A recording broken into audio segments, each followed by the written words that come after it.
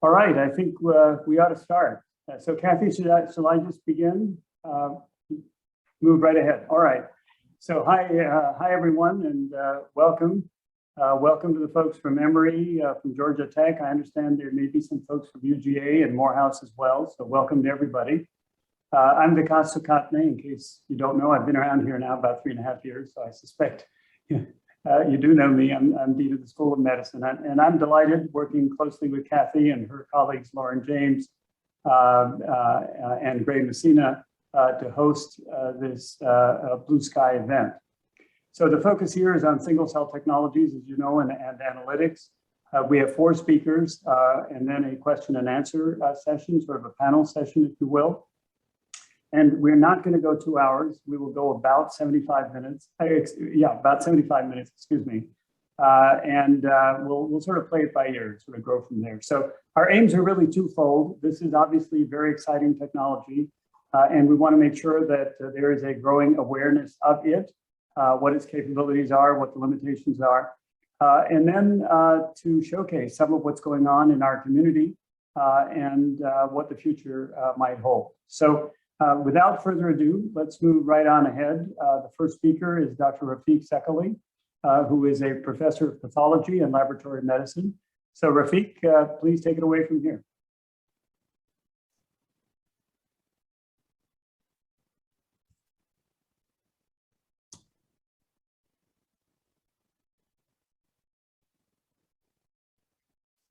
Rafiq, you're still on mute.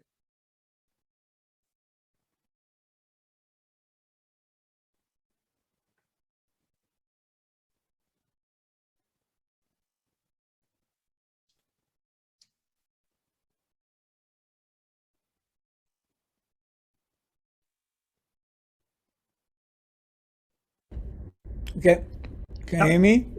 Yes, we can. Thank you. And do you see the screen or? Yes, you're well set. Thank you. Okay, so is that right now? Yeah. Okay, so Rafiq, this is not in the presentation mode. This is there we go. Okay. That's perfect. Yeah. All right. Well set. Thank you for your patience. So thank you, Vikas and thank you, Lorraine, for giving me that opportunity to present work which I don't usually present. People know a lot of me for HIV and for cancer work, but not for vaccine work. And I think what I'll show you today is not only the use of single cell technologies, because I think the technologies now are becoming quite mundane and very widely used, but I think really the way that we approach things in my group, which is really how to integrate many different data sets. And the reason for this is when we started doing that only 15 years ago, I mean, it was, as I always said, the tip of the iceberg, because RNA-seq gives you just RNA. It doesn't give you protein, and that's a critique that was always being put together by reviewers. And I think what we really want to do also is to validate our data by different approaches, and that's why we do, all the approaches which I will describe to you today, and how we have used them to integrate them and generate models of disease and also vaccine efficacy. So I've been working for the past 20 years since I ventured into HIV vaccine field on trying to identify correlates and mechanisms of protection induced by vaccines, and right now it is very topical field. Because of SARS-CoV-2, and still, try to guide the vaccine development, you really need to have correlates and mechanism prevention protection, and they still are lacking. And I think we are facing this already now with SARS-CoV-2. And one reason, and that's because most of the studies are either univariate, and they focus on one particular aspect, antibodies, T cells, transcriptome, but nobody integrates. And if you don't integrate, you're going to get a complete picture of the immune system, which is very complex. Immune system is T cells, B cells, innate immune cells, all variety of TH, etc. So we really need if you want to have the right picture, you need to bring all this together in order to get an accurate picture of what the immune response is. And someone that you know very well here, Balipulandran, myself, have pioneered this 15 years ago. showing for the first time the correlates and mechanism of protection induced by yellow fever vaccine. And since then, he and I and many others have extended that to many other vaccines, including Hep B, including flu, and many others that have been published. But I think what's absolutely a point which I really want to make from this talk is how can you use, or in order to be able to have really relevant information, really useful information, you really need to validate this mechanistically. And so what I will present to you today is how we have been able to use single-cell RNA-seq, but also many different approaches to integrate all these factors and develop predictors of how environmental factors can predict the course of vaccine. So, I mean, when we talk about system immunology, it's not just RNA-seq, it's a high-density flow going all the way from 28 to 50 colors. Metabolomics, because we think that metabolites, whether they come from the host or from commensal bacteria, drive innate immune responses and the innate immune phenotypes. We looked, of course, at RNA-seq at the single-cell level, at bulk RNA-seq level, and of course, if you don't express a gene, maybe it's because the transcription factor is not around, but also it's because, I mean, the chromatin is not accessible, and that's why also we look at ATAC-seq or METIC-seq in the group. And finally, another way that I think is very important that we can modulate innate immunity, which is the essence of driving adaptive immunity, is of course the microbiome that you also measure using a very novel approach that published about 6 months ago in Cell, which is called PAT-seq. And this gives us now a whole bunch of data set going all the way from the tissue to the plasma to the cell, the DNA, the RNA, and now we integrate all these. We generate models, and those models now it behooves us to validate them either experimentally or by testing them on different on other cohorts. And at the end now we generate new hypotheses, we generate predictors, and then we can further validate on many other cohorts. The one technology which I would like to highlight today briefly, we are generating data. And I think it really highlights even further, I mean, what you can do is at the single-cell RNA, at single-cell level. I mean, so all of you know single-cell RNA-seq. Some of you know single-cell ATAC-seq.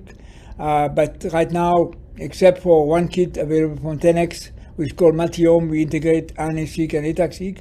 But what we are now using now in the group is a technology developed by the Allen Institute called T-seq that now integrates the protein with antibodies, intracellular, extracellular, the epigenetic, so ATAC-seq, and transcriptomic, so RNA-seq. So all of the information is gathered on one single cell. So I mean, I think it's really extremely powerful, and I hope that show you data in the very near future. We also are using a very different approach to look at the microbiome. So nobody in my lab wants to work with stools. So we look at plasma, and what you look at the plasma, we measure nucleic acids, DNA, and RNA from recently translocated microbes, which can be either viruses, bacteria, helminths, and so on and so forth. And we've been able to show, and we have at least one paper on bioRxiv and the other one was published in Cell, showing how those nucleic acids can, when you integrate them with metabolomics, RNA-seq, and cytokine measurement, can predict the T-cell and innate immune homeostasis. So this is extremely powerful because not only give you bacteria in the stool, but it also will give you a very systemic measure of the microbiome. So one study which I'll show you is a study that we're getting ready to publish that looked at what can predict the response to the dengue virus vaccine. And this is a study that we are doing in collaboration with our colleagues in Brazil, where we have 2 vaccine studies, one of 100 subjects and a big efficacy study of 17,000 people, where we look at the capacity of a tetravalent inactivated viral vaccine to induce a potent polyvalent antibody response, so antibody 4 serotype, because if you're not able to generate antibodies to the 4 serotype dengue virus, your vaccine is inefficacious, as really shown by the Sanofi vaccine, which in naive subjects proved to be non-protective. So you absolutely need to generate a vaccine that is going to trigger the four serotypes. So how to get there? So we measure all the antibodies to the four serotype. We identified subjects that had antibodies to four serotypes, three serotypes, or zero, and we focus on identifying metabolomic, transcriptomic, epigenetic pathway, and cytokine and phenotypes that correlated with, that predicted the response to an antibody response to the four serotypes. And this is the way that now more and more people in my lab are illustrating their data using CircoPlot. And what you have here is the integration of phenotypic, transcriptomic, metabolomic data and cytokine data that highlight to you the fact that if you have a specific subset of monocytes called CD68 low or CD68 high monocytes, you're going to have either positively correlated to the breadth of the immune response to the vaccine or negatively correlated to that breadth. So we'll have a response which is lower than 4 serotype. If you have now metabolites like polycholine, polyethylamine, or the B cell activation, or the TGF-beta pathway being triggered, or the IL-4, IL-6, so STAT6, then also that's very correlated to outcome. While if on the contrary you have a high inflammation generated as shown by interferon, high interferon level, high inflammasome level, high NF-κB, that's going to be a negative correlate of the response. So, and this is things that now when you go experimentally, you can validate them in a tube, taking monocytes, activate them with different metabolites, and showing now how you can modulate the function and eventually the B cell serology using organoids.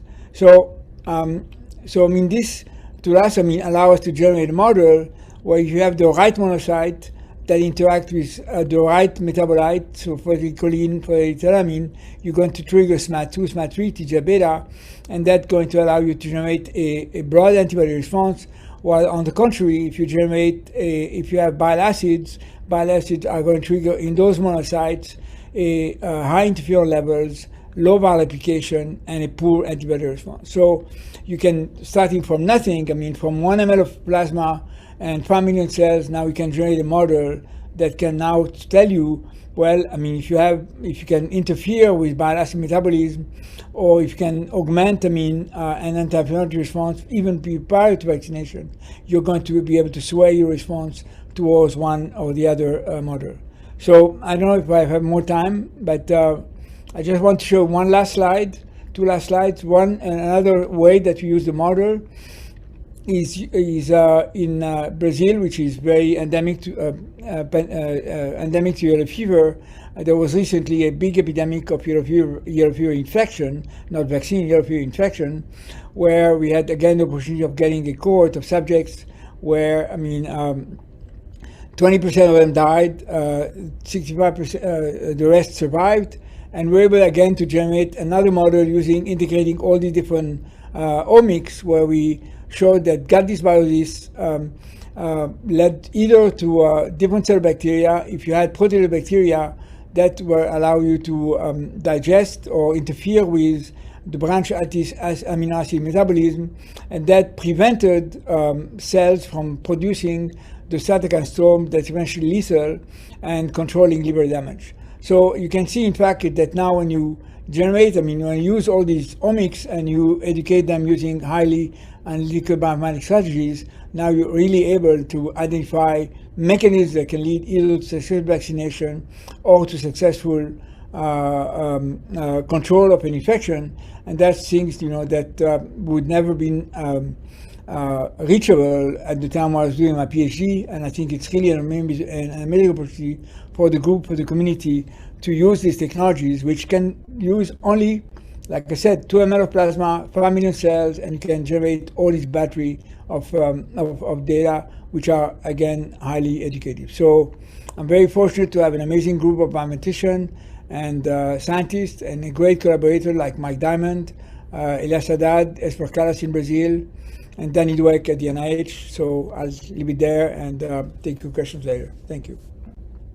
Rafiq, thank you very much. Much appreciated. We're going to move right along, folks. So our next speaker is Dr. Stephen Bossinger, who is an assistant professor at Emory in the Department of Pathology and Laboratory Medicine. Steve, all yours. Thank you. I'm going to try to make sure which one of my many windows is the actual right talk here. All right. Thank you. Sec. Okay.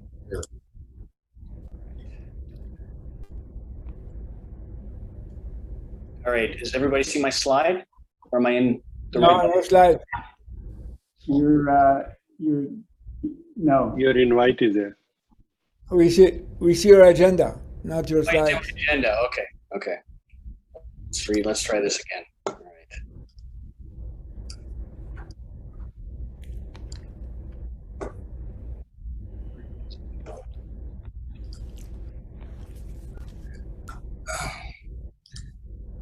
Sorry, folks.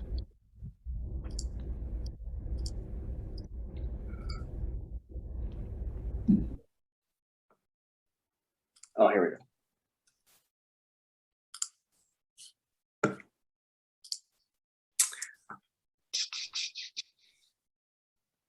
So it should be.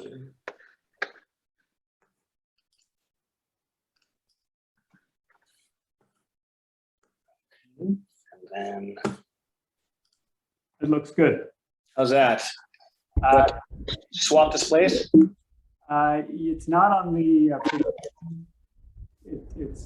it's not on the view slide mode. Let's see. You should do There swap we go. displays. There we go. We're all set. Got it? All right. Sorry, folks. Thank you. Technologically challenged here a little bit. All right, thanks, and thank you to Rafiq for the wonderful intro and beautiful data, and thank you for inviting me here. So I'm going to try to do this in 10 minutes. I think I was a little ambitious and had about 18 slides, but I'm pretty sure I can do it. Like Rafiq said, I think that over the last few years, we've had a lot of symposiums and workshops and hosted 10X and other companies here to give workshops on how the technology works. So I'm going to spend my talks talking about work that's been done locally and what I think are some success stories and how we can really focus on Emory using its strengths to leverage single cell technology in things that we're good at and really be leaders in the field. So when I started doing this several years ago as an immunologist and running this this genomics court, single cell RNA-seq came available, and the first thought was, as an immunologist, we like to measure single cells and we like to measure lots of parameters, whether it's real-time PCR at the single cell level with the Fluidigm machine or flow cytometry, and then CyTOF came around, we could have more markers. And so the temptation was just to use this as another way to get more markers. But really, I think having, the thinking at the time was that just getting more genes to do an old job and just have more parameters was kind of not thinking big enough. And so, the idea of multi-omics that Rafiq brought up is, can we get more insight that's into the immune system? And so at the genomics core at Yerkes, we installed our first machine around 2018, and we've run a gazillion projects since then. And we've had a chance to sort of see what people are doing and do research on our own fact. And like Rafiq said, there are multi-omics, there's multiple ways to integrate data now. There are kits, and it's quite mundane and routine to be able to get gene expression and combine that with the T or B cell repertoire. You can combine ATAC-seq marks with single cell now, and then you can get protein expression levels that are going up to 200 or 300 proteins now through CyTOF. And so, but how do you use these in a sort of a strategic way? And so, why build these tools? Just to do technology? No. What if you're going to develop technology, you want to address challenging scientific questions. And then what are our local scientific strengths that we can all sort of leverage and do this strategically? Because I can say, running a core for 10 years and having technology development grants, the Broad Institute and the biotech companies, they're always going to do things faster. Things will always be turned into kits. So our job is not to invent new technology. Our job is to really find strategic niches that we can make the most impact. And so the one question I was really interested in was, being at the Emory Vaccine Center, was how we can use this to try and understand better ways to elicit broadly neutralizing antibodies against HIV. This is probably the holy grail of HIV vaccinology. And so the first vignette I'm going to show is related to these types of questions. Those of us in HIV, have been studying what people that are infected with HIV, that 10 to 20% of them actually develop broadly neutralizing antibodies. We can't just do this through a vaccine yet, but people who are infected for a few years develop this on their own. And so there's been a lot of work to pull these out and pull these antibodies out and look at their function. These antibodies tend to be very irregular. They're weird. They have long CDR3 regions. They have lots of somatic hypermutation. And the thinking is that they go through this very torturous developmental pathway. And there's been a ton of excellent work done in the field to track them and understand their antigenic determinants of how they get to be these very unique antibodies.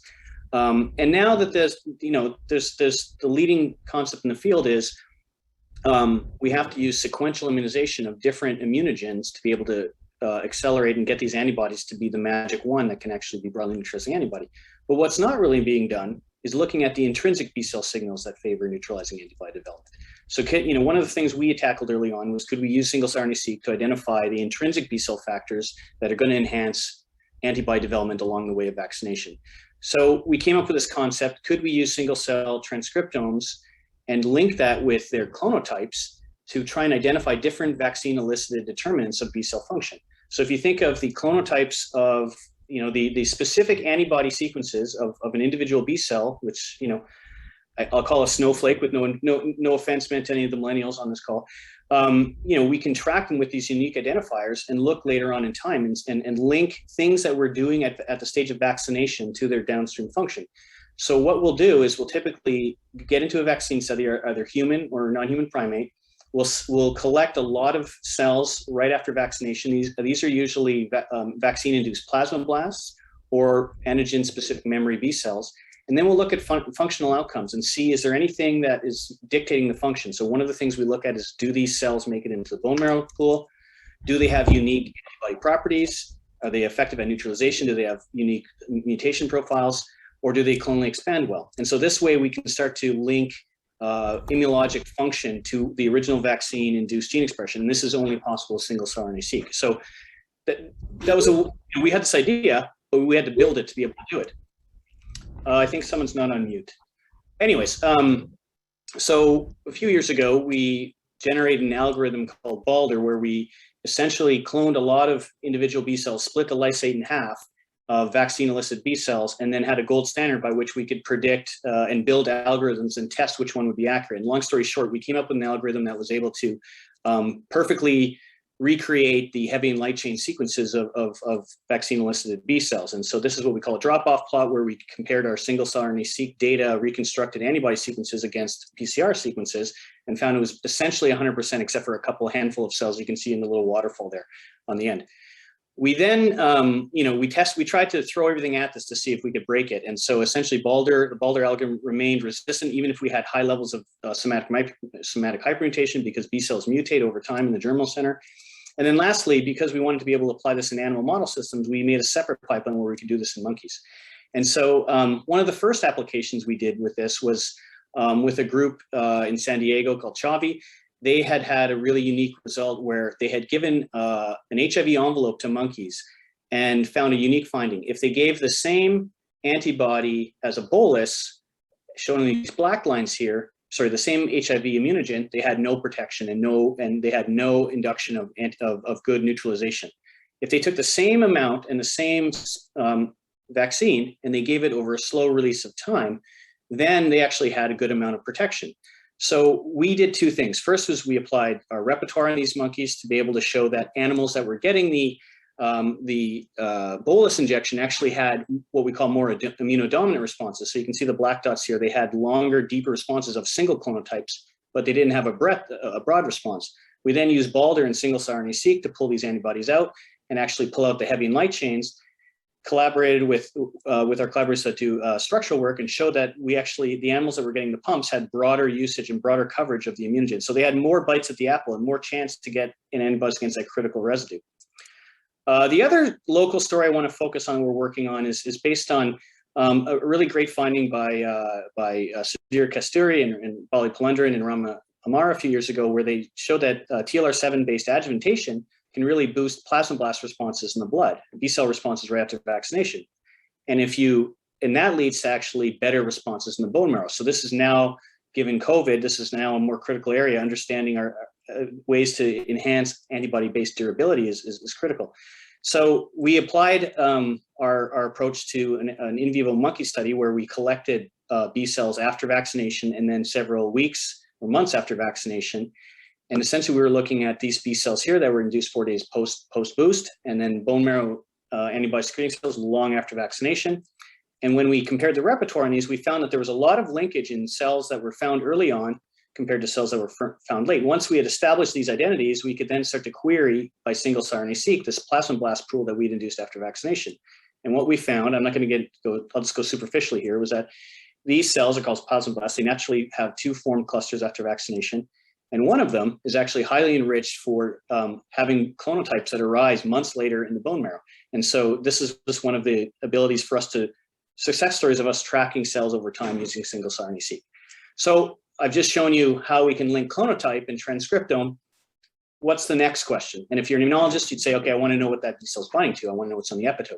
And so we recently were able to get funding where we will apply this by barcoding unique HIV envelopes. And so the one we're using right now is called BG505 SOCIP. This is one of the most advanced envelopes that's in clinical trials, including the Hope Clinic here in Atlanta, and as well as monkey trials.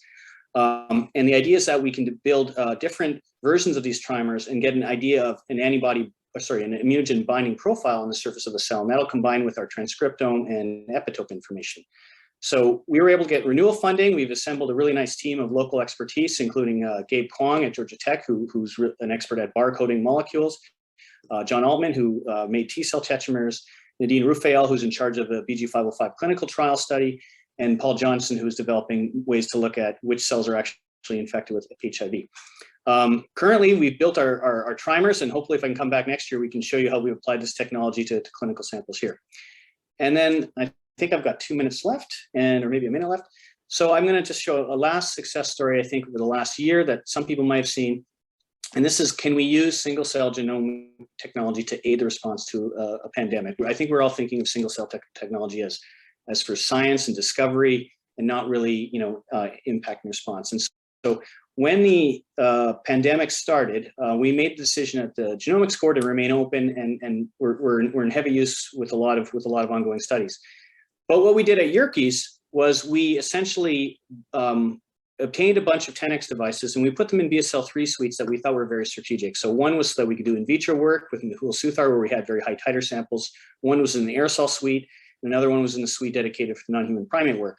And this idea was that we'd be able to do safe single cell technology. And we thought we'd be largely doing discovery, but actually it ended up being a lot more unique than that.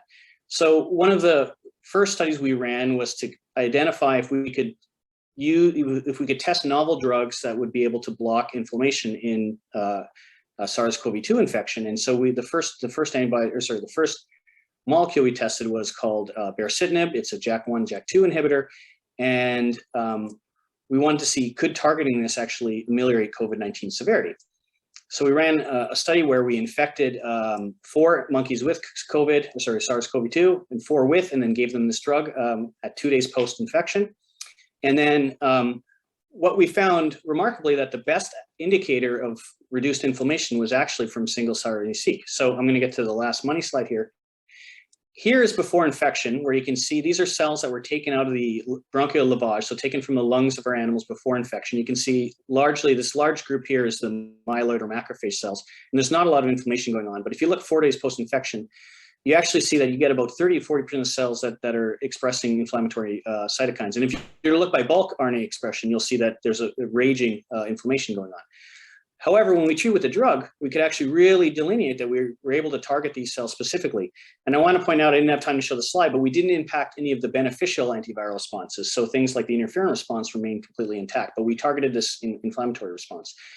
We've since gone on and been able to do this in other monkey studies. We ran a study on vaccines. We've been doing in vitro work, but I didn't have time to show that today.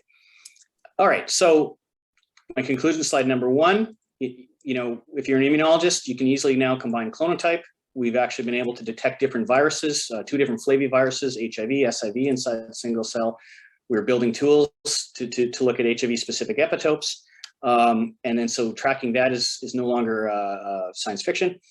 And then the take-home points I want to say with my talk today is that, I find as an immunologist that multimodal readouts are really revolutionizing immunology. I think we've discovered that beyond just doing science to doing translation and even product testing, single-cell RNA-seq can be rapidly deployed for therapies. After our baricitinib finding, the NIH has contracted Yerkes to test novel reagents in a program called COPE10.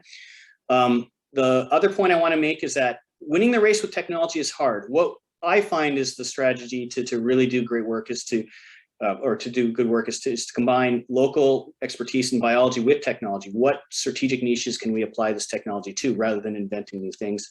And then lastly, I think just food for thought, what are the barriers for entry? What are the areas we need around here at Emory? And, I've found great, joy collaborating with people across the city. And are there other of these partnerships either with the biotech companies themselves or with other groups in Georgia that we can collaborate with? And I really want to thank, I have an amazing group of people. I have an amazing set of collaborators, but in the interest of time, I'll stop now. Steve, thank you. Thank you very much. Much appreciated. So moving right along, talk number 3 is from Manoj Bhasin. Manoj is Associate Professor of Pediatrics and also has an appointment in Biomedical Informatics. So Manoj, let's see, Steve, I think you need to, there we go. All right. Manoj, you're on.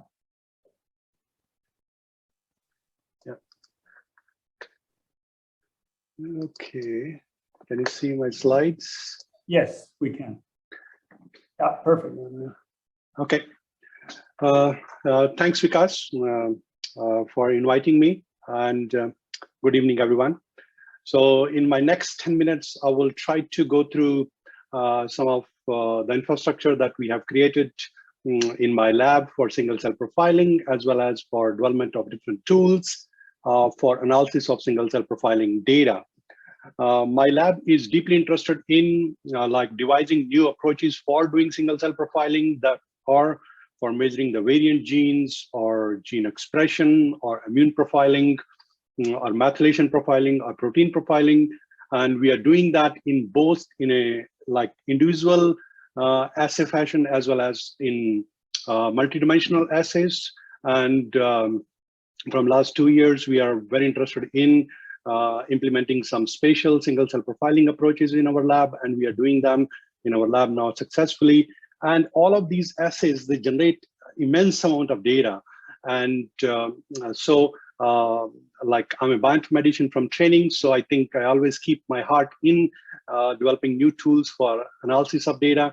So we are developing multiple new tools for analysis of single-cell data or single-cell profiling data in that.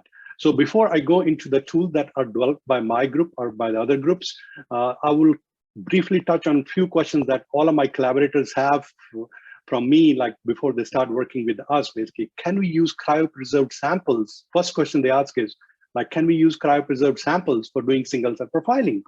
So answer this question, early on, we performed an experiment where we took the fresh samples and performed single-cell profiling on them and froze them for 2 months and again performed single-cell profiling on them.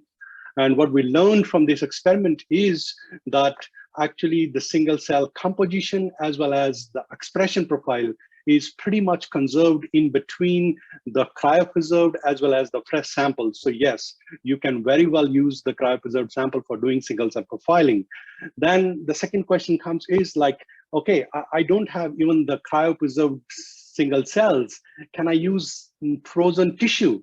Yes, it is possible to do that by doing single nuclear profiling, where it also preserved the same composition of cell types as well as their expression profile for most of the genes. But for some genes, I think you're not able to capture them at single nuclei level, whereas you can capture them in single cell profiling. So that's, I think, two pretty good news things basically. And then the next question is okay, in multiple center trials, which are running at 20 different centers, can we use single cell profiling for doing such kind of trials?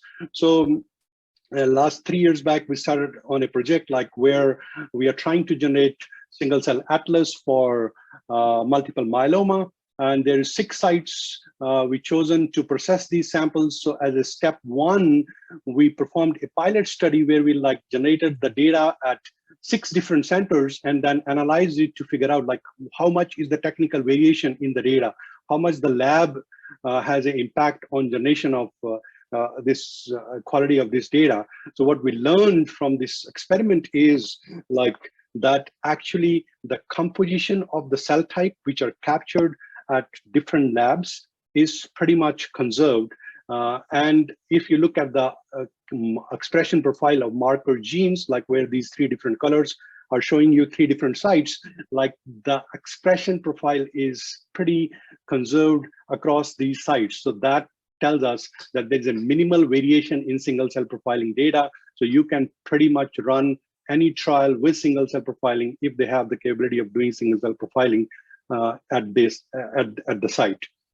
Then the next question is around the sparsity of the single cell data. The single cell data is like heavily sparse data.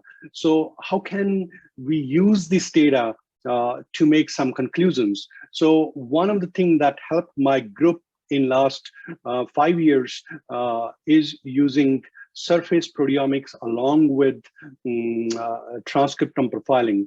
The surface proteomics really help in generating the robust signal, whereas like the messenger RNA signal is pretty sparse. So like you can see in this case, like if you look at the CD3D signal, it is pretty much like low in RNA level, whereas like quite robust at protein level. And same is true for like CD8 signal and CD4 signal.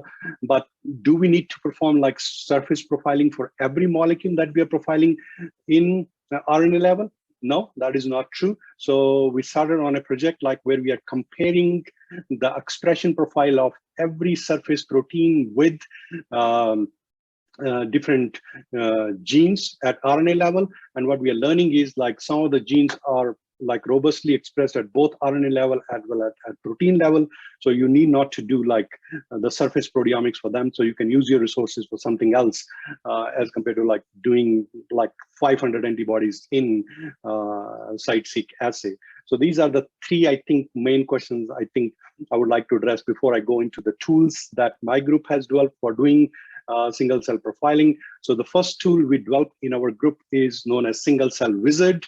So it is a tool that can handle most popular like 10x genomics or like Fluidigm or in-drop data, and it can perform like alignment, normalization, and it can carry out unsupervised and supervised analysis and give you a glimpse of your data like within maybe 24 hours from the generation. Then a similar tool we developed for looking at the immune repertoire data, like which can help you to look at the TCR and BCR diversity at single cell and as well as bulk level. And the tool can handle like time series data, like if you want to figure out like how does the treatment really altering the TCR or BCR repertoire. So you can do that by using this tool. And then we observed that in single cell data, like we are producing a lot of data, but we are not using it for like correlating with the prognostic benefit in, especially in the area of cancer. So to take care of that, we developed a tool that is known as Survival Genie.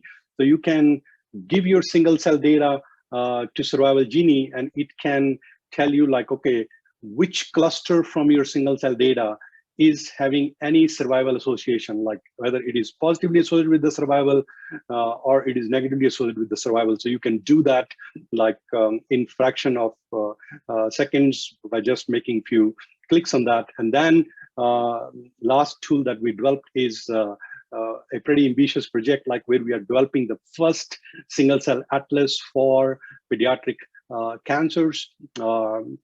We released the version 1 of that last month, where we have like, we are mainly focused on leukemia single cell atlas, but we will be adding like other cancers to it. So I will go through maybe like some of that stuff in next few slides. So this is the interface for single cell atlas. So you can see like all the single cell data that is mostly produced by my group, like where we have like UMAP, you can enter your gene of interest here, and it will tell you like in which subtype of leukemia that particular gene is expressed, and then which cell type in that particular leukemia that gene is expressed, whether it is expressed by the immune cells or it is expressed by the blast cells. So you can get all that information from this tool. So this tool enabled us to generate the signatures for different subtypes of leukemia, which are driven by different kind of mutations in that.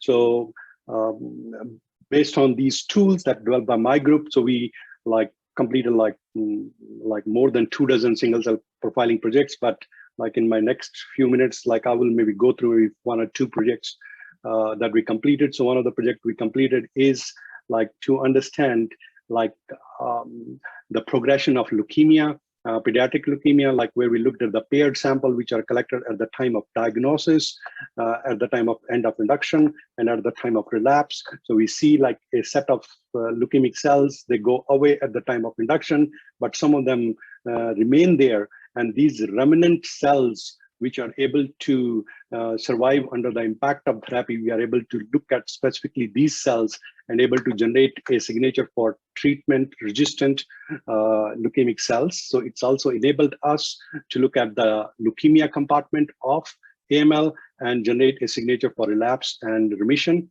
as well as look at the microenvironment, where we learned that the patient which relapse from diagnosis itself, they have significantly high number of exhausted T cells, and they also have significantly high number of M2 immunosuppressive kind of macrophages. So single cell profiling generated first glimpse on pediatric leukemia, how does it progresses. Then on our multiple myeloma story, in our multiple myeloma project, we worked on 2 group of patients, one of them which have a very rapid progression of the disease, another one, the disease does not progress in 4 years. So we looked at both of these groups at single cell level, and what we learned is in the diagnostic sample itself, the patient which have the fast progression, they have significantly high number of CD8 exhausted T cells, and these CD8 exhausted T cells are there in significantly more amount. But then when we look at the communication of these cells with other cells, so they have an inhibitory communication with lot of other cell type which are present in the microenvironment. So they are there themselves, but they are also impacting the communication of the cells. So we are, from single cell data, we are able to look at each one of the cell type and their communication in a very robust fashion by doing that. So another project that we recently completed is related to diabetic foot ulcers, where we have 2 group of patients. One, ulcers heal within 12 weeks, another group, ulcers never heal. So performing single cell profiling and spatial single cell profiling, we are able to identify a unique or a novel group of cell type, which we called healing enriched fibroblasts. And these healing enriched fibroblasts are there in only healers. They are not there in healthy or in the non-healers. And this is another focused look at them. And when we looked at them, what these healing enriched fibroblasts do, so they facilitate the communication in between all the cell types present in the wound microenvironment. Whereas when they are not present there, the communication in between the cells is very sparse in the non-healers. And when we did the spatial single cell profiling, what we learned is that in the non-healers, these cells are not there. They are not there. But in the healers, what we learned is that they are not present near the top of the wound, near the edge of the wound, but they are present near the center of the wound bed, where they're communicating with all different cell types to maybe help with the wound healing. And the last study I will highlight is our pancreatic cancer study, where I'm working in collaboration with Dr. Sukhatme and El Reyes and Greg, where we are trying to understand a mechanism of a novel therapy. So this therapy in our mouse model shown us that it reduce the amount of tumor cells, but at the same time it enhances the immune microenvironment cells, like immune cells. And same is true for the biopsy sample, like human biopsy samples.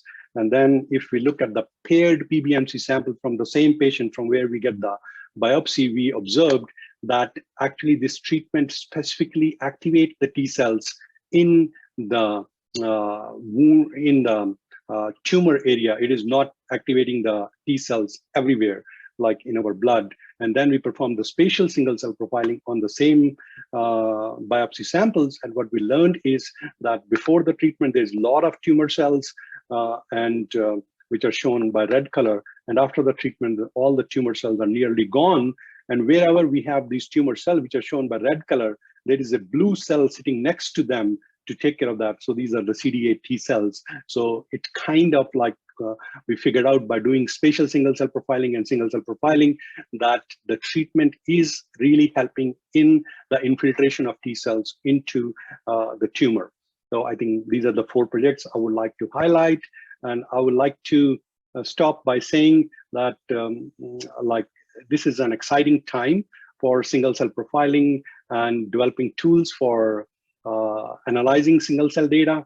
And my group is doing that for multiple different disease groups, as well as multiple different modalities of single cell.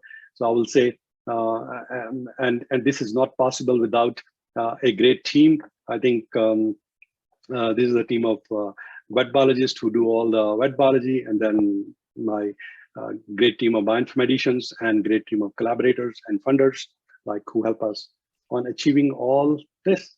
Thank you. Notes, thank you. Nice display of a lot of different variety in these 3 talks. So that's wonderful to see. So last but not least, Dr. Gregory Gibson, who is professor in the School of Biological Sciences at Georgia Tech. So Greg, welcome.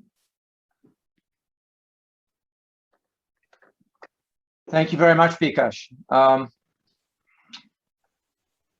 I'd like to thank you for your leadership in promoting single cell on both sides of Atlanta, and also Manoj for his leadership as we work towards maybe setting up a joint single cell center between our 2 institutes, and all of my collaborators here. And what I'll do today is just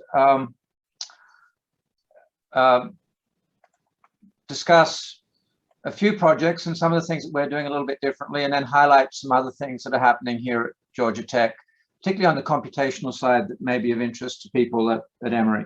So we have a much more biological and engineering focus and a clinical focus, and that's reflected in some of the emphases that we put on things.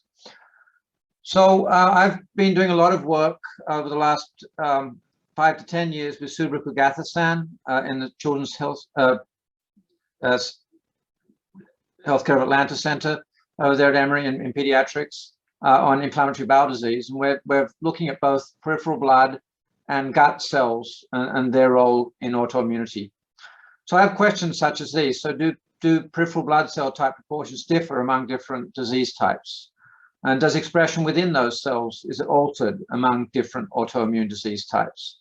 I'm a quantitative geneticist by nature, so I'm really interested in the relationship between genotypes and gene expression. So we want to do what's called expression QTL analysis at the individual single cell level, and then integrate that with ataxic or chromatin accessibility data to understand the gene networks that regulate the gene expression differences that we see. And then we want to map all of those criteria onto disease itself, and not only the disease type, but also try to predict progression to different outcomes and remission, ideally. And then, of course, we're also interested in the impact of ancestry. So I think a very important component of the work that we're doing here at Georgia Tech is trying to understand the genetic contributions to health disparities. And there's no doubt whatsoever that a gene expression angle, particularly the single cell, will come into that. So to do all of this, we have the challenge of developing robust and reproducible methods for cell type assignment and annotation, and then differential expression analysis. And this is something that's a big focus of the computational people here at Tech. And I also just want to recognize Kathleen Imbach, who was an undergraduate here, is now starting her PhD in Barcelona, and Jane Kinsler, who's a master's student in my lab, have been pushing this. So just a couple of slides. This is a typical UMAP profile, so a projection of multi-dimensions of covariance of gene expression in single cells onto 2 dimensions. And a very typical plot, you've already seen a few today, shows, in our case, 17 different subtypes of immune cells plus doublets. So we have different subtypes, at least two, probably three different subtypes of B cells, naive, memory, and possibly double negative cells. We've got monocytes, macrophages, and dendritic cells. And then we have all of these different subtypes of CD4 and CD8 and naive and transitional and regulatory and NK cells that you can identify by markers. And it's a huge challenge, something that Peng Chu in our group, a Georgia Tech faculty member here, is trying to do, is to automate that process. This is just new multi-omic data. You heard that term a little bit earlier in the first talk today. So multi-omic is joint profiling of ATAC-seq, chromatin accessibility, and transcript abundance in the same cells. So not just splitting a sample, but actually measuring it in the same cell. If you can combine that with site-seq data as well, even better. But what this allows you to do is to map changes in enhancer profiles. For example, this one here in monocytes for this particular gene, which is openly expressed just in the monocytes, whereas you get other enhancers that are active in all cell types. So that's a very, very powerful tool that we're applying genome-wide in both the blood and the gut. And then what we'll be moving towards is implementing EQTL analysis. So this is just a heads up on a study that will be coming out very shortly from my friend Joe Powell at the Garvan Institute in Sydney, where he's done what's called the 1K project.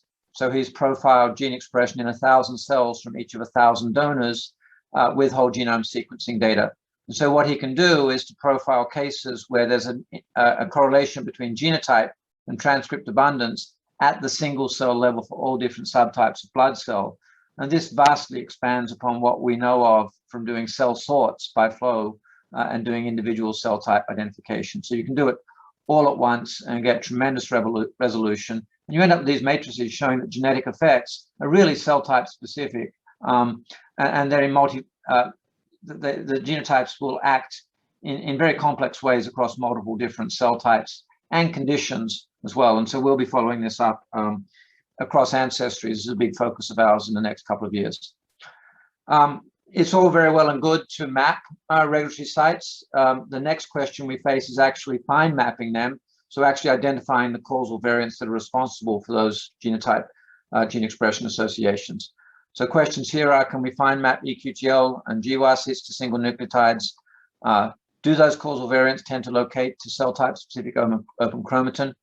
And how much do these variant effect sizes vary within and among individuals and across ancestries?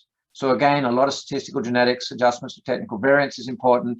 And so we're working on that. The work was started by Royu Tian and Yidam Pan, graduate students in my group, and with my collaborator Gang Bao at Rice University, who used to be here. And then it's being taken up by new graduate student Emily Greenwood in my group. So CropSeq and PerturbSeq you may have heard of, methods where you actually introduce CRISPR reagents into single cells, and then you profile gene expression in those single cells. So you can do something like 30 different guide RNAs at once, and you can measure which guide RNA each individual cell has taken up. And the idea is if you let the cells incubate for about a week in the presence of those guide RNAs plus CRISPR enzyme, then you can detect deletions, which will happen at a very high frequency. And so we can just systematically walk across all of the different variants in a credible interval and monitor their impact, in our case, on gene expression. And you see things such as this. So this is just a UMAP of the particular HL60 cell line we have. We can identify proliferating cells and exclude them from the analysis. And then we just ask, is there a difference in transcript abundance between the cells that took up the guide RNA and those that didn't? So here we tested 3 genes in a pilot experiment, and 2 of them we got very highly significant results for just 1 out of 30 potential causal variants for each case. So this is 10 to the minus 8 difference between guide plus and guide minus cells for the CISD1 expression. And then this is 10 to the minus 22 significance for this SNP for PARC7 in the same cell type. And then we replicated both of those results in independent experiments. And then we asked, so this is just a Manhattan sort of mini locusum or Manhattan plot down here. So that the negative log p-value. So this is our 1 association out of 30 tested for each gene in replicate. And in each case, the significant SNPs underlie ATAC-seq peaks that in this case we got from public databases.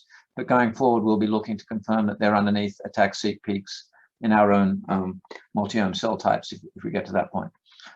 The second large or third large type of project that I've got going on in my group has been a long-term collaboration now with An Li and Inaki Sants at Emory in the Lawrence Immunology Center. So they're very interested in development of immunity and lupus, and in fact, more generally, just about B cell development and plasma cell development. So we're just generating an atlas of B cells and plasma cells. We're asking how the genetic architecture of gene regulatory networks varies across different types of B cells, how that relates again to chromatin accessibility, and then imposing, as Steve mentioned, B cell receptor cell types over those lineages and seeing how they progress through the lineage. We're doing a little bit of work with COVID-19 and looking at how extrafollicular B cell responses are driving differentiation of B cells and ultimately leading to development of something like a CAR B cell as a long-term challenge for An and Inaki. So here, our big challenge is gene regulatory network inference, and I'm just going to give you a one slide overview in the interest of time. So what Michelle Dwan has done in my group, and a graduate student heroically over the last couple of years, has actually identified 15 different subtypes of immune cells that cluster from the sort of proliferative ones down to long-lived plasma cells. And so there are 17 subtypes, whereas initially we've been looking at about 3 when you just do bulk sorts and you can map the genes onto that. Here we're looking at individual immunoglobulin lineages within those cell types, so that you can see that they tend to cluster within cells that are at similar stages of differentiation. We can follow across years those lineages in individual cell types. And on the right, what I'm looking at here is just a profile of shared transcription factors within each of those different clusters of B cells. And what we're doing now is actually looking at the differentially expressed pathways downstream of these transcription factors that form these networks and trying to parse out what aspects of long-lived plasma cell function are regulated by what transcription factors in those cell types. So just quickly to finish up, I'll just mention, it's certainly absolutely not just my lab here at Georgia Tech doing interesting things, or I hope they're interesting things, doing things of interest, I should say. We've got resources here, and we've got computational groups that I just wanted to highlight. Among the resources, particularly through the support of Chris Roy and the Marcus Center for Cell Manufacturing, we've been able to put together 10x Chromium and recently a 10x Chromium Connect robot that automates the process of library preparation. This is available to Emory investigators and other Atlanta area university investigators. We, of course, have Illumina, NovaSeq, and NextSeq, as you do at Yerkes, and MiniSeq for looking at surface protein expression in our molecular evolution core. And I actually wanted to add, David Archer mentioned to me this morning that you now have a Rhapsody system there at Emory. I think we do as well, but that's for doing SmartSeq sequencing, which is much more focused, detailed, almost like bulk RNA-seq on individual single cells. It's more expensive, but it's much more comprehensive than the 10x method that we have. So that's also available. And then we have groups doing a lot of software development. So for example, Srinivas Alaru's group with Manisha Alaru and Tony Pan have been enhancing Seurat for much higher throughput and higher volume so that we can do millions of cells at a time. In fact, they've almost got a 2 order of magnitude speed up of the Seurat pipeline just by recoding the way the differential expression is computed, giving similar results. So a big focus of ours here is that. These groups and others, so Zhuwei Zhang and Melissa Kemp, are clearly working on algorithm development for things like gene regulatory network analysis, as is Srinivas. And then we have groups like Melissa and Hanjung Zhou applying this to systems biology and computational research and signaling networks in a whole range of different situations, from cardiac stem cells through T cells and immune cells. We do have a journal club every other Friday afternoon at 4 p.m. And if you're interested in joining that, please contact my admin, Stephanie Bertler, at this email here, and we'll be only too happy to sign you up. So it's every other Friday afternoon at 4 p.m. And there is a schedule online. We'd be happy to welcome you. And I think I'll stop there, but just also want to thank Anton Brixen and Fang Xu in the core, in our single cell core lab, which I emphasize is available to Emory, for their assistance in all that we're doing. So thanks, Vikas. I'll stop there. All right, Greg, thank you very much. So we've been thinking about how to best organize this panel, if you will. So one thought is if you could raise your hands in the participants group, that'd be one way to do it, since it's hard for me to see everybody who's here. There are about 40 of us all together. So if you would raise your hands in the participants column, I'll be happy to call on you. And if you want to indicate who you want to try to give an answer from, where to try to get an answer from, please do that as well. So we are open to questions, and there'll be others who may want to comment on the answers to the questions. So feel free to raise your hand in that regard as well. So Rabin, I see your hand up here. And would you like to ask a question? Sure. Hey, everybody. It's actually a question for all 4 or 5 panelists. It's really about sequencing of nuclei, single nuclei, RNA-seq and attack-seq, with a combination of the 2 omics. I know other institutions are getting hot on that, and I'm always wondering if you all have experience. Are you envisioning that as a core offering, and what's your take on that? So if you, Ramila, if you're referring to the multiome from 10x, I mean, we're doing that in my lab, and I think the best person to talk to would be someone you know very well, Ashish. Yep. I think the one caveat of the multiome, and several people have raised to me that question, is the fact that you're not looking at any cytoplasmic RNAs. You're looking more there, but it's really very low abundance RNA that you cannot detect. Otherwise, everything that's transcribed is being identified in the nucleus. So we've not we've not been impacted by this caveat. Thanks. Yeah. We have experiment, in fact, that Steve has sequenced. We compared on the same cell, single cell RNA-seq and multiome, and we can certainly share with you the data. Awesome. Thank you. Steve, you wanted to comment? Yeah, Steve, actually, if you could comment also on the compatibility with freezing. Compatibility with freezing. With freezing. Yeah. So I haven't benchmarked it myself, but several groups have shown that nuclei tend to be better than cytoplasmic RNA for more, for maintaining a more preserved signal. And then even some people even prefer ATAC-seq because I think that's even more preserved. Like I said, I haven't benchmarked it myself. That is available through 10x, so it's something that could be run in our core for users if they're interested. Some of the other caveats are it's still 3' only, I believe, and then so there's supposed to be a hashing that you would use by staining nuclei, but that reagent hasn't really launched full time yet, so you have to you can't take advantage of hashing strategically there.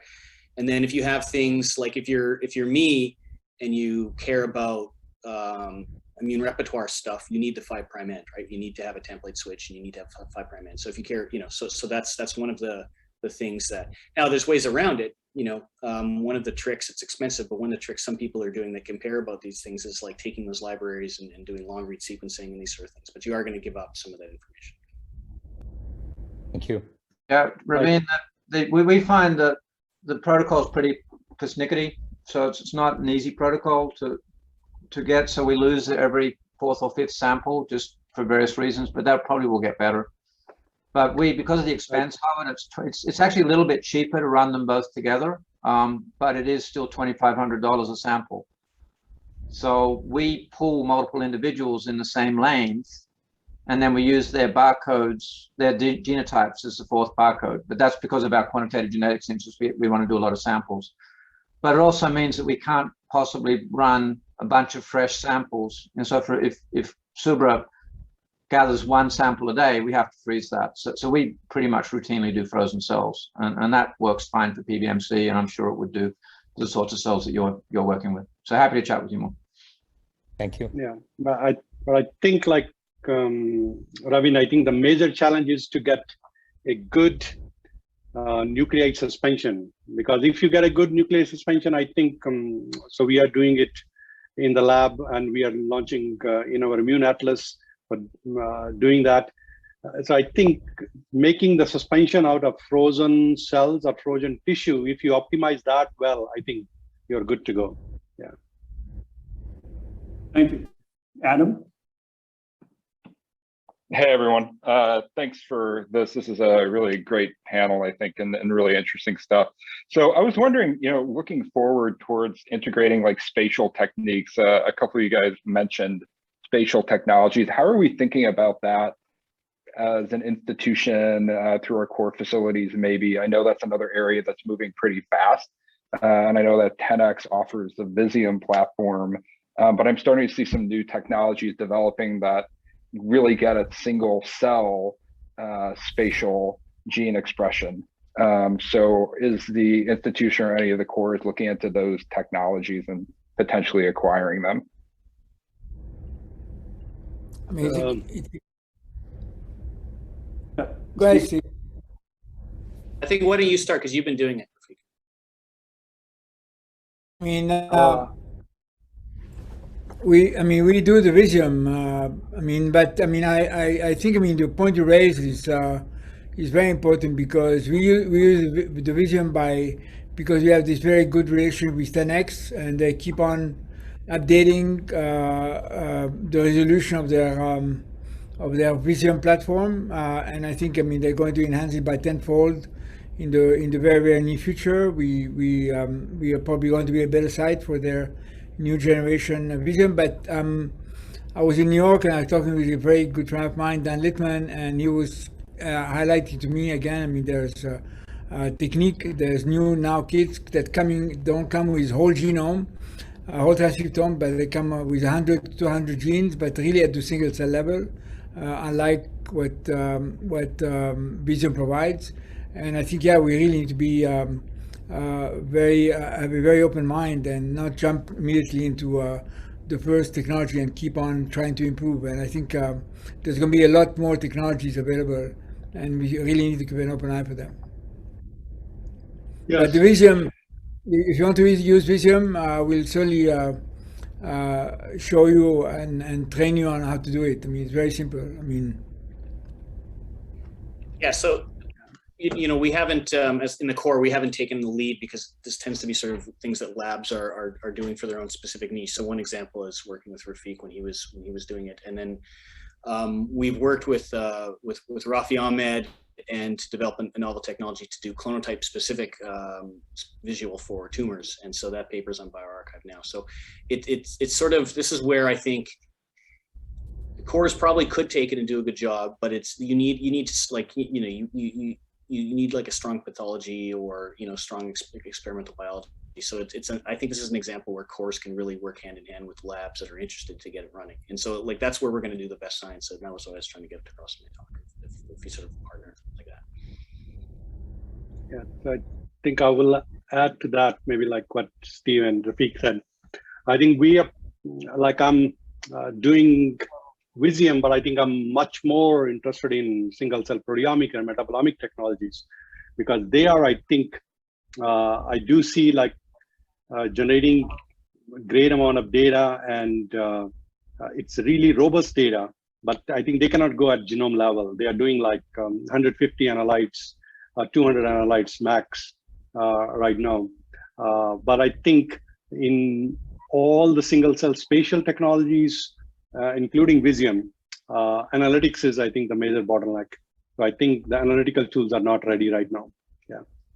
Yeah, I'd like to riff on that. I kind of gave up on the Visium a couple of years ago because I ran 3 different algorithms on exactly the same data set and got completely different results as to what the cell type composition was. Decided it wasn't there yet. I'd be fascinated to hear, as Rafiq says, it gets down to single cell. I think that's critical. But in the meantime, we have people like Ahmet Koskun here who are doing massively parallel protein profiling with multiplexed antibodies with single cell resolution, and I really would encourage you to look into that technology as an alternative or a complement at any rate. I think to me Visium is now just a very transient approach. I think we all are aim aiming to go to a single cell level and measure as many genes as we can on the single cell level, which is not what Visium is providing now. So I think it's really a patch now, and not a definite approach. I think one of the approach I think we are using in our lab, something known as APEX-seq. I think a fascinating approach, but it's not commercialized. Still, I think lab to lab is using it. But I think it's a fascinating approach to do spatial profiling at single cell resolution. But you have to optimize and spend a year for getting it off the ground. Yeah. Rishi? Oh, sorry. Greg, you were going to say something? Oh, okay. Sorry. No, but I think, Vikas, I mean, pursuant to that workshop, I mean, this is a very, very interesting area where I think we should really brainstorm as an institution and as a community and try to maybe share, to divide to conquer, and maybe each one of us can, or collectively we can tackle different approaches and then compare and contrast them, and then at the end have something that works for all of us. Yeah. But I mean, with the emphasis trying to measure as many genes as possible on a single cell. Yeah. No, please, it doesn't have to be top down. If you folks want, let this be a sort of a starting point, and please suggest to me, as well as any of the other, this may be housed in a court, maybe a separate center that we're talking about.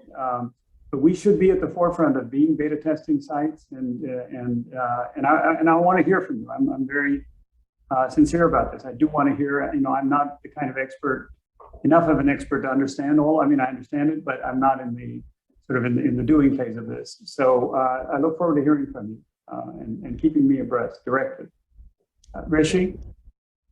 Thanks, Vikas. So the question I have is, I work a lot with sepsis data, and there's this temporal aspect which can complicate the high dimensionality.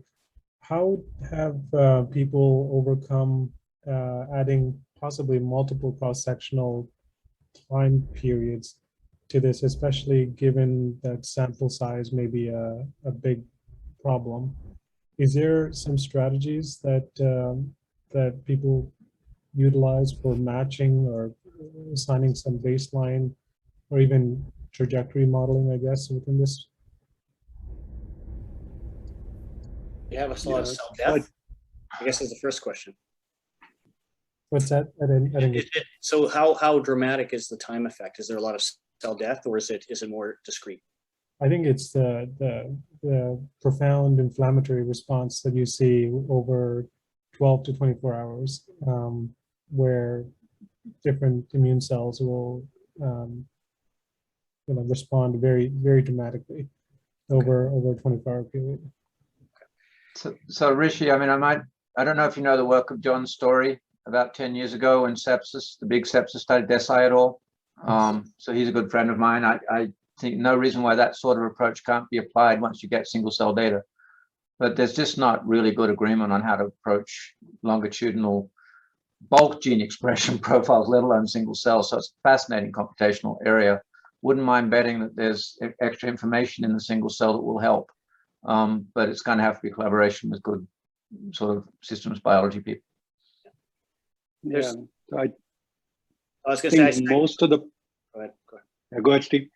Yeah, I was going to say I second that. There's batch correction methodologies. There's things like pseudo time to try and map changes of time, and then but it's not an easy problem. So another thing is particularly if you study macrophages in a tissue, a resident tissue macrophage and a circulating monocyte that comes into the tissue after a day of inflammation are going to start to look really similar. So even assigning the right cell type is actually an art, not a, and it's sometimes you can't do it simply from single cell RNA-seq data. You need to start getting orthogonal data. So depending on what your exact issue is, whether it's a batch thing or if it's like a cell differentiation thing, there's no easy solution, but you have to just get in there and dig through the data.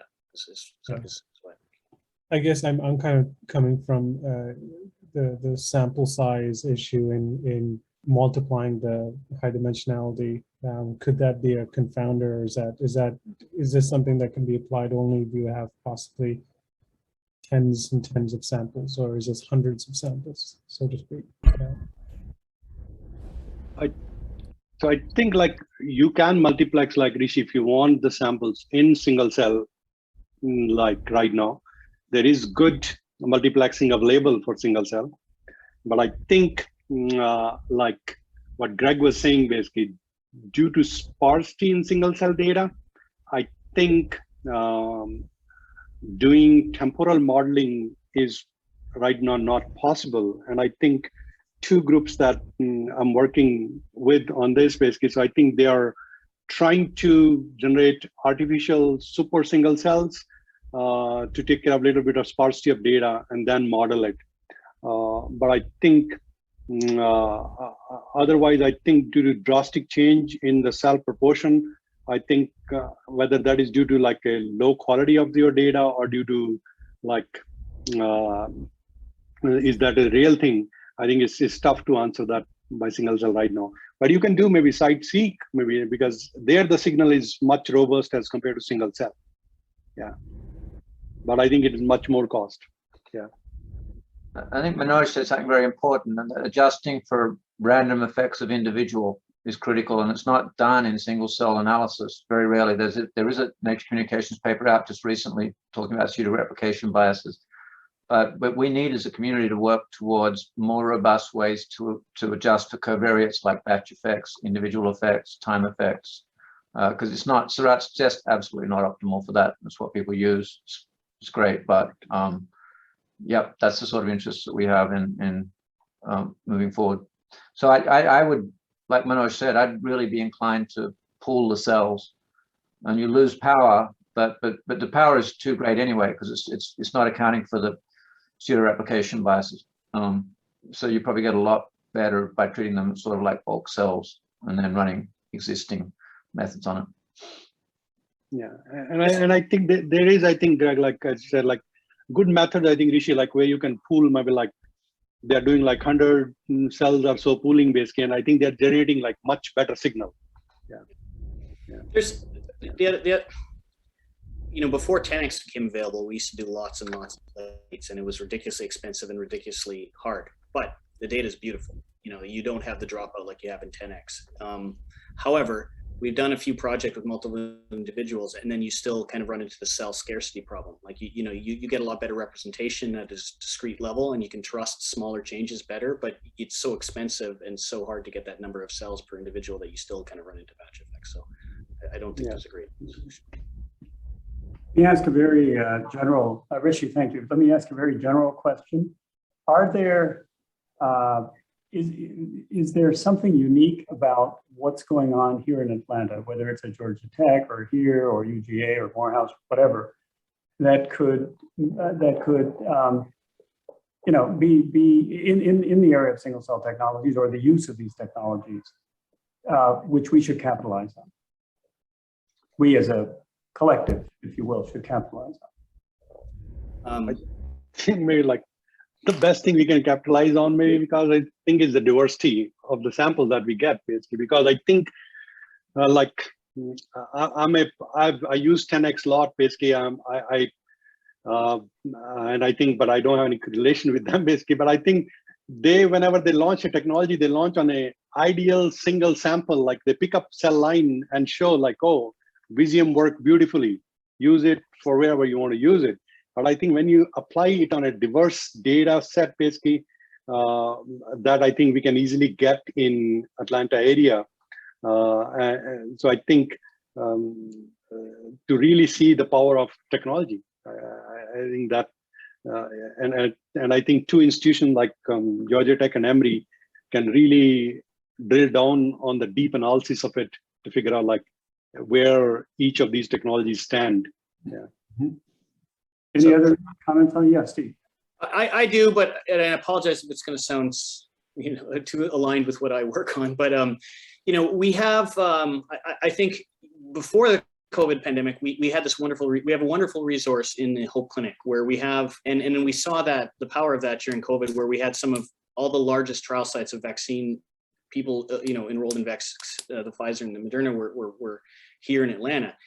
So and it's not just those vaccines. We have multiple vaccines that go through the whole clinic. And so they have, this unique opportunity to get clinical samples from really early vaccine elicited time points, like I was talking about that we do for the non-human primates. And so they get it for all these different vaccines. And so they have a clinical lab an immunology lab that's perfectly suited to grab plasmablasts and all these sort of things. And so that's one area that I think that Nadine, who's been driving this in a great way and has a person in place, Aaron Shearer, that can drive this, could be a way for us to really capitalize on systems vaccinology. And then the other one I'll say is, I didn't really try to talk it up as a pipeline, but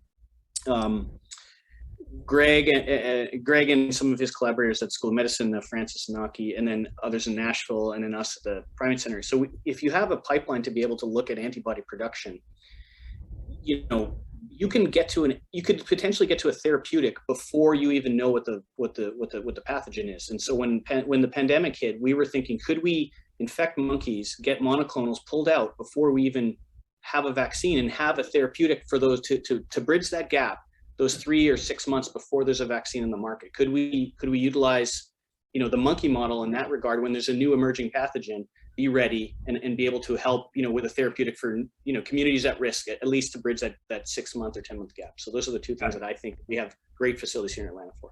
Yep. No, thank you. I appreciate that. I guess I would say, whatever you talk about Georgia Tech, you talk about, computers and machine learning and quantitative things. So I think there's a lot of potential here. I've already mentioned how